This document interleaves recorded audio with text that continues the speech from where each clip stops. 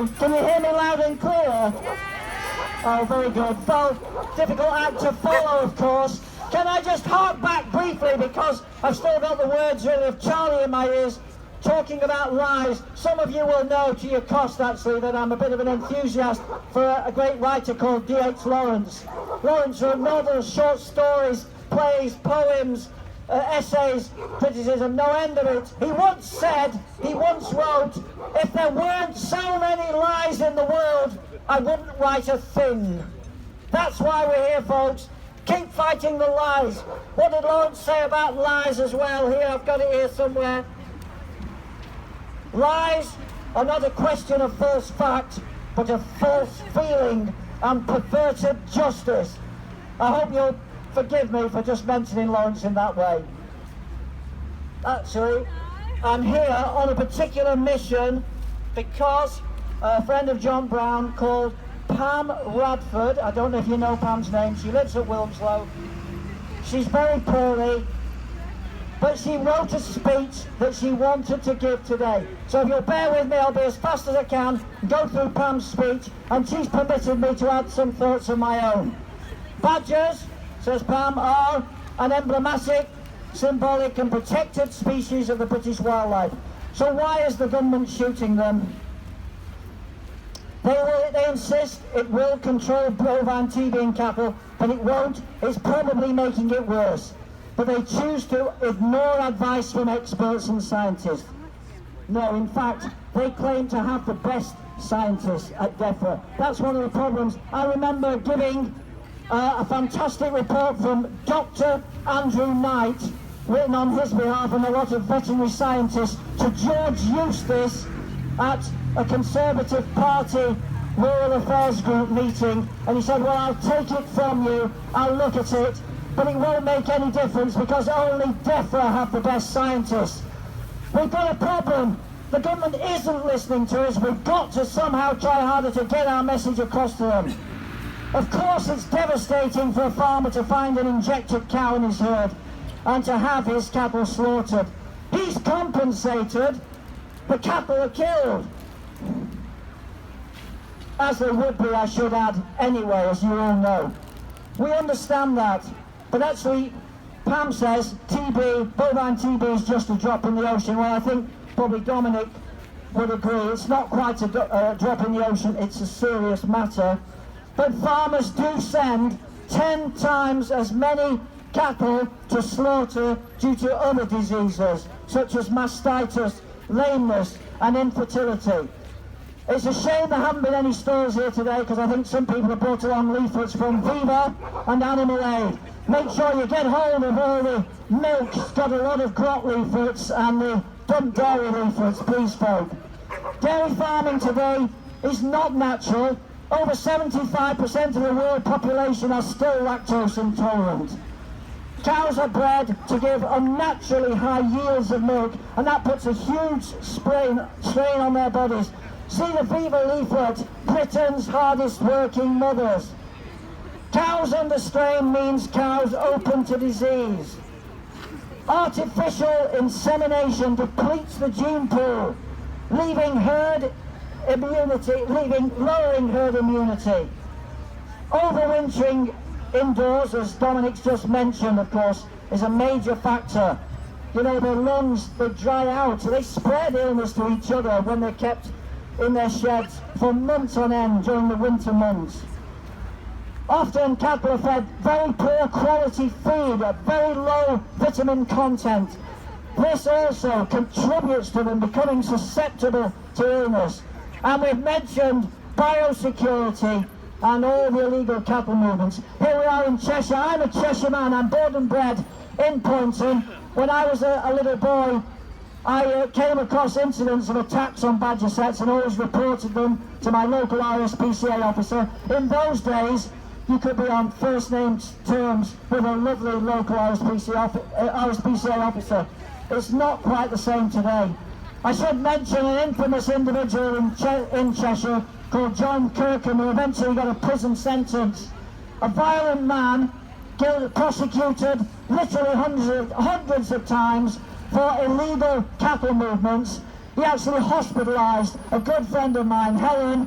She had to be helicoptered to hospital after this loathsome individual had dealt with her. He's a Cheshire farmer and a huntsman. That's the kind of thing that goes on. It was the cattle gave the disease to badgers in the first place. The clue's in the name, bovine TB. Now it's being portrayed by some politicians and in the press as being a problem affecting badgers, with a large reservoir in badgers. Dominic's already mentioned, so I don't need to repeat it, but we know that most of our badgers are beautiful, healthy animals, and the government is hiding the truth from us by not testing any animals which have been slaughtered in the cull zones. No one actually knows how many of the badgers carry the disease. We know it's a small percentage.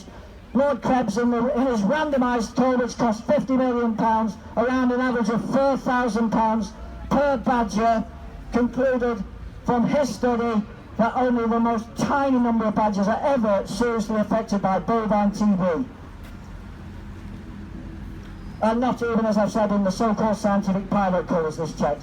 Thousands of perfectly healthy badgers are being shot, and why isn't DEFRA testing them? Because they don't want you or the public to know, because the public would be outraged. We need to get that message across to the general public, not just keep it to ourselves. Tell everyone you know, folks, please. A government report says a lack of effort by farmers is contributing to the spread of bovine TB. That's a headline from the Farmers Weekly just 2 weeks ago.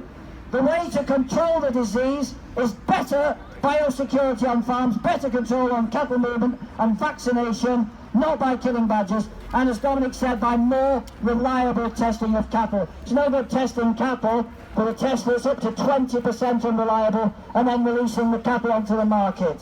It's absolutely outrageous. Then the animals go back to various farms, spreading disease to the herds. Insanity. A friend of mine, John, on the way here said, don't forget to mention huntsmen going from field to field and the damage in spreading the disease they could do. And of course, the latest news is, the latest expose really, is about muck spreading and the risk that muck spreading poses to contaminating fields and spreading this disease, with muck spreaders going up lanes, they're leaving it on the road, in the hedgerows, and the bacteria remain active in the ground for months on end. Not to mention, of course, the damage done to our beautiful waterways by slowly running into them. That's been on the news too, of course, killing wildlife in our rivers. A new TB accreditation scheme has just been launched to try to get farmers to improve their biosecurity. Welcome news. To get accredited, farmers must sign up to a strict code of measures for controlling bovine TB. Every year they get an official rating on how well they're doing. Sounds great, sounds promising, doesn't it? Better than killing badgers, but there's a catch. It's only voluntary. Why doesn't the government make it compulsory? Then we would really see bovine TB on the decline. Here's an interesting fact you may know, presented to us by Pam. There are low-risk farms in high-risk areas of bovine TB. If badgers are to blame, how could that be? There would be no difference between one farm and another. The truth is, it is easier for some farmers to make badgers the scapegoat than work to tighten up their own biosecurity. I won't go over it, just to save time, I won't cover the Welsh issue, but because Dominic's mentioned it, of course. Wales has done a great job with vaccination, but now they're wavering and they're going really incredibly unscientific, talking about targeting hotspots when nobody can actually prove where the hotspots are, the real areas of concern. The badger cull in England's cost the taxpayer £25 million. That's between £5 and £7 million each badger. Not to mention the considerable distress and dissent amongst the human population, ourselves included.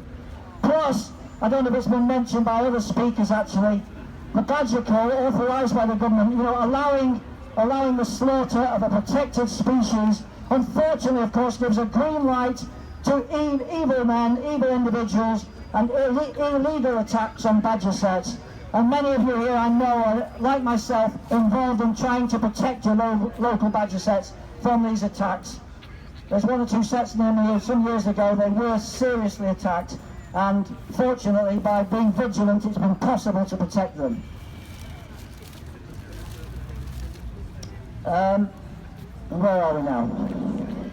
Yes, that figure, £25 million, is nearly 10 times as much as the £35 million that's been invested in research for a reliable diagnosis and vaccination programme. And DEFRA begrudges even that. Last year, they called off a field trial for the vaccine on cost grounds. A vaccine that could save them a third of £1 billion, a third of £1 billion in compensation payments. Culling badgers is not just expensive, it's cruel.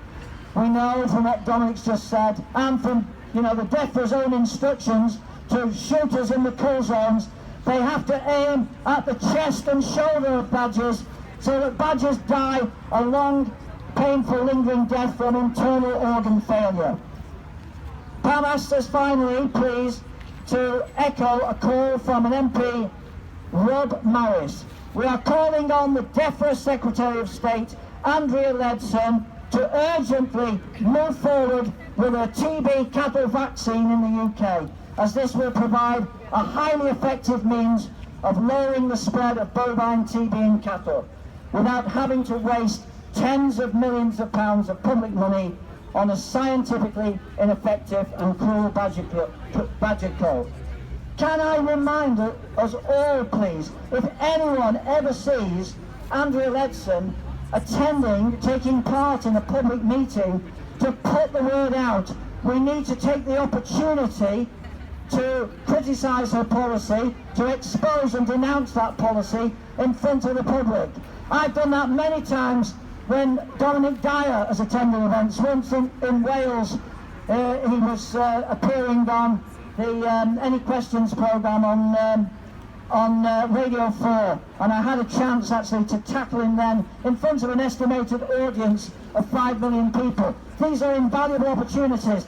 I think, unfortunately, since events like that, maybe the word's got out, and Liz Truss kept a very low profile. I had a chance to tackle her in front of 500 people in the town hall in Manchester the last time the Tory conference was there, and stopped her in the tracks.